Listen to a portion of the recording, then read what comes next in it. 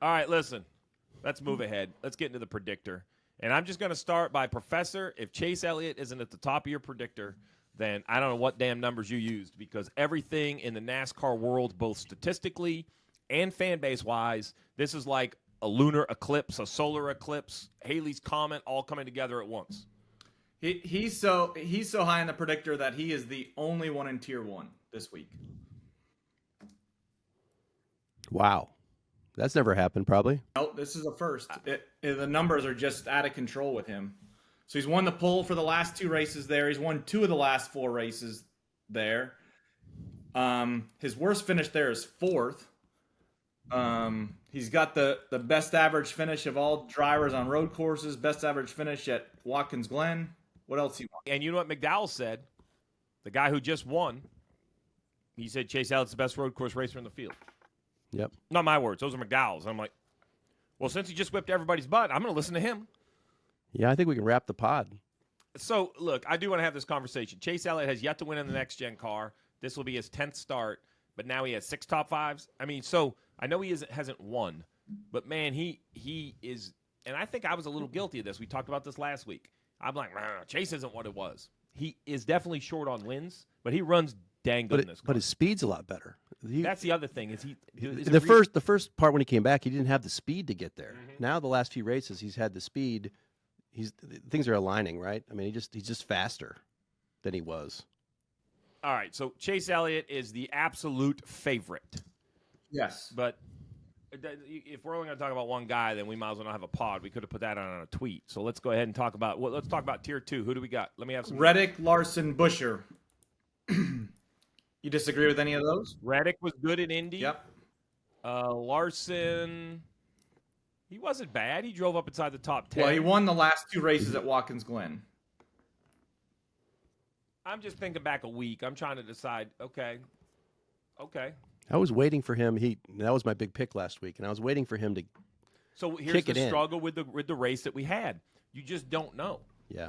Like, if you have a yellow with 25 to go and they all jumble up too wide, like, is that where Larson capitalizes, or is that where McDowell falters? Is that where Chase Elliott takes control of the race? I mean, that's kind of what I mean by it was an old-school race, which is there was no moments, right? Like, it was really a 2-day body of work for McDowell. So, all right, so I can get by Reddick, Larson, and Busch. Yeah, so back to the Larson thing. He was 8th fastest in speed at Indy, and he finished 8th. Yeah. Reddick was good. Yep, Reddick was really good. He didn't have any pit issues this week, did he? Nope. The only guy really with pit issues, we had a wave of penalties early, which were a bunch of cars that weren't really in the mix anyway, and then Suarez had a slow stop. So no Suarez in Tier 2, huh? Nope, we'll get him in Tier 3.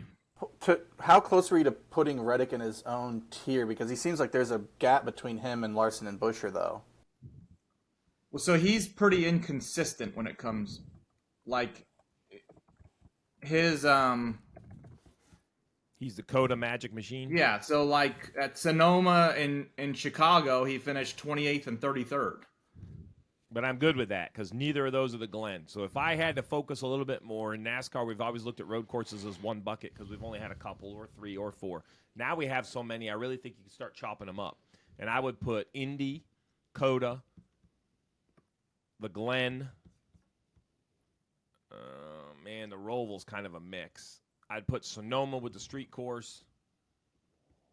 Am I missing one? What am I missing? That's it. That's the 6 of them. So, Stevie, the other thing with Reddick, he's qualified top 5 in every race in the next gen car. Gran Turismo, based on a true story, is a movie about a team of unlikely underdogs, a struggling working-class gamer, a failed former race car driver, and an idealistic motorsport executive. Together, they risk it all to take on the most elite sport in the world. Directed by Neil Blomkamp, the movie features an incredible cast led by David Harbour, alongside Orlando Bloom, Jaimin Hansu, Jerry Hollowell-Horner, and Archie Madekwe as Jan Mardenborough. Some of the most famous racing competitions in the world are recreated through the use of actual Nissan GTs, drones, and practical effects. The racing sequences are so realistic that the real-life Jan Mardenborough himself actually served as a stunt driver for the film. This is a movie that needs to be seen on the big screen. It's an inspiring, thrilling, and action-packed movie that proves nothing is impossible when you're fueled from within. Gran Turismo, based on a true story, is exclusively in theaters this August 25th. With special sneak previews this weekend. Get your tickets today. Rated PG-13. Check out the trailer. What are we gonna do? What are we gonna do? Oh, shut up! I'm not missing my race. Oh, I'm gonna puke. Don't pick up my dad's car. Yes, we're not going to jail! Oh, crap. Listen, son. You think you're gonna play a stupid video game about cars and you're gonna become a race car driver? All I ever wanted to do is be a racer. I'm doing it. The 10 of you are the best Gran Turismo players in the world. Now is your chance to race real cars. This is insane. It's not gonna work. The guys who race are elite athletes. Your kids are scrawny little gamer kids. That's where you come in. You think you can do the impossible. I'm here to prove that you can't. You get tired, you get sloppy, you get hurt, and you lose races! You puked on my lawn. I know what I'm doing. I'm not afraid. I've raced this track 1,000 times in the game. Let me drive it my way. That was actually pretty great. We have a newcomer this year. His presence is shaking the foundation of the sport. Since the major leagues. The other drivers, your pit crew are going to hate you. Much easier with a joystick, isn't it? I can't see anything! I'm not sure if I can do this. Most people can't. I got a feeling you're not most people. If I lose more than just a race. So I'm not gonna quit. You've got to prove to everyone that you belong.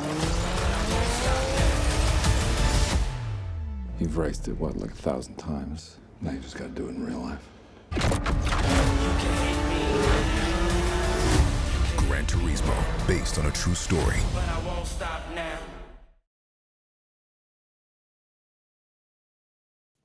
So I think the no stage cautions, when I look at this predictor, the no stage cautions takes out all the BS.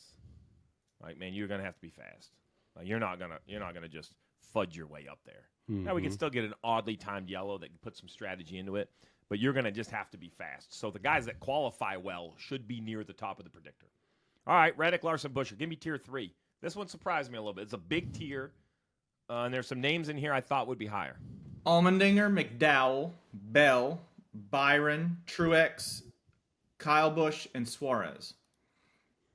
So this is one of those weeks, and I hate to make excuses. I could throw a blanket over all those guys. Dinger is right now the biggest mystery to me. But he was fast, though, at Indy Road Course. Like when it didn't matter. No, he was fast the whole time. I disagree. Where'd he finish? He finished 26. I don't think I ever heard him on the broadcast once. Here's what happened. I'll just say it. He was slow on Saturday. He was slow in qualifying. He started in the back. He lost his mind. He got in a shoving contest with Blaney. Blaney disposed of him and dumped him. And then something happened, and the run he put in after being spun by Blaney was it was winning speed. It was unbelievable speed. So, but the problem is, I can assure you, spinning it out didn't bend something the right way. Like, where was that speed all weekend long? I think he's distracted, and it's okay, right? His wife is very pregnant. She was due like 10 days ago. This isn't a knock. Like, this is actually a compliment for race car drivers. They are still humans. Like, he's got a lot going on, right? So. I just think that we aren't all our best all the time. All right, I'll give a Dinger a pass. But if he qualifies outside the top 20 at the Glen, then you just go ahead, write this down, Travis. If Dinger isn't top 20 qualifying, put the Call a car on the lawn chair on the So you're desk. saying Dinger can't win? Is that what you want to say, but you're too scared to? No. Here's the problem. Dinger absolutely can win, but that Dinger we had in Indy can't. That Dinger can't win. And that's a little bit of my problem. Like, Dinger at Road America was the easiest Xfinity Series layup known to man. Controlled pit stops. All you have to do is give them a car that stops and goes, and they didn't do that. They had brake issues. So I'm going to tell you right now, A.J. Allmendinger, there's enough question mark around Dinger and the cars he's sitting in that this is awful to say, but I'm going to let him, if I'm Chop, I'm letting him beat me before I bet on him. I just don't see it. I feel better about, look at how about this? These are guys that always show up. Buescher shows up every week at a road course to be at least okay. Christopher Bell has speed. I think William Byron is actually the one no one's going to talk about. I think he might have had the best car in Indy. Started, passed through on the field, drove all the way through the field. So, but I'm lacking Ty Gibbs, man. So Ty Gibbs didn't even make Tier 3. Nope. All right, so Tier 4, go ahead. This is going to be cold. This is going to hurt Chop's feelings. Yeah, and I don't even know why he's this high, but Denny, Harvick, Bowman, Chastain, Cindric, Logano. Okay, hold on. Surely Harvick and Hamlin can't be the same tier. Yeah, they're both not very good lately on road courses. I don't know what to say. Sorry, Chop. Sorry, Denny. No, hey, I get it. I didn't bet him last week.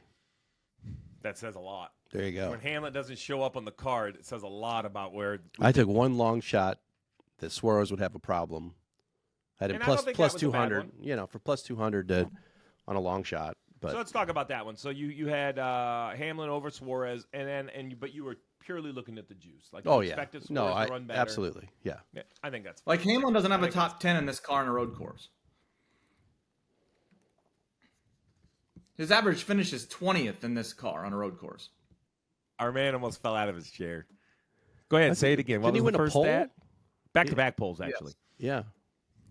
Yeah, no top 10s in this car. So all that Reddick training isn't helping him.